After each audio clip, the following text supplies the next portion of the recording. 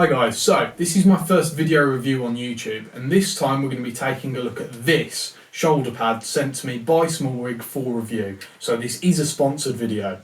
The first thing I noticed when I took this pad out of the box was the pad itself is actually made of memory foam, and that's something I'm not used to seeing on a pad on this price point, and especially on a standalone shoulder pad, whereas with pads that are part of a VCT rig, they're quite often memory foam, but very rarely do you find a standalone pad of this quality that has a memory foam cushion.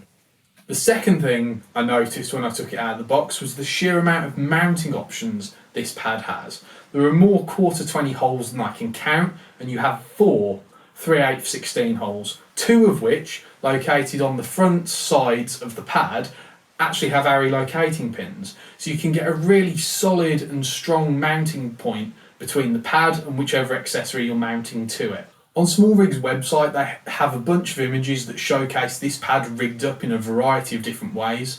Now, you could build a rig based off this pad.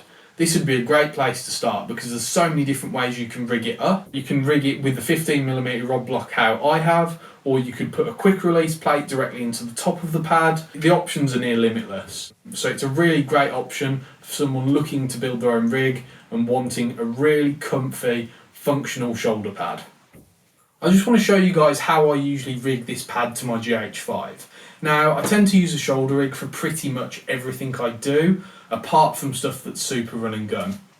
Now, my rig's pretty stripped back at the moment, because I've usually got an EVF mounted, a matte box, some foregrips, lens obviously, and I usually use a Shogun Inferno as my monitor. I've got this Lampart battery plate on the back, but the pad sits just under the battery plate, right at the back of the rig, and it just sits on my shoulder like so. It's usually a bit more stable because obviously I've got the foregrips and it's not so sort of unbalanced because it's very top heavy at the moment, because there's usually stuff to balance it out like the lens, the EVF, the monitor, the battery and so on. But I mean the pad is really comfortable, and this rig, I think it's taken me a while to get to a stage where I'm happy with it.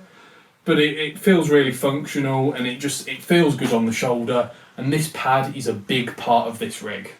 To sum up, I think this pad is a really smart buy. It's great quality, it feels really good on the shoulder, it sits well, it's comfortable, and there's a whole bunch of options for how to rig it up.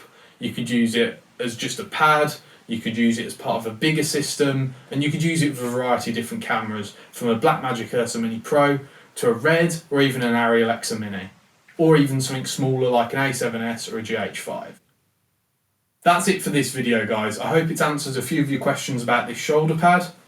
I'll see you in the next one.